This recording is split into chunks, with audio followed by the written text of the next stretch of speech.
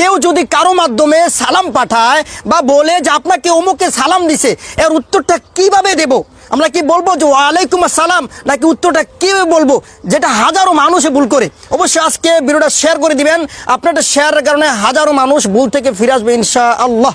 হাদিসটা আছে মুসনাদে আহমদে 14,901 নম্বর হাদিস, মিশকাতে আছে 4655 নম্বর হাদিস। জনৈক সাহাবী বলেন যে আমার আব্বা আমাকে রাসূলুল্লাহ সাল্লাল্লাহু আলাইহি সাল্লামের নিকট পাঠালেন এবং বললেন তুমি যাও রাসূলুল্লাহ সাল্লাল্লাহু আলাইহি সাল্লামের কাছে বলবে যে আমার আব্বা আপনাকে সালাম দিছে। তো তিনি বলেন আমি রাসূলুল্লাহ সাল্লাল্লাহু আলাইহি সাল্লামের কাছে আসলাম এবং বললাম যে আল্লাহ রাসূল আমার আব্বা আপনাকে সালাম দিছে।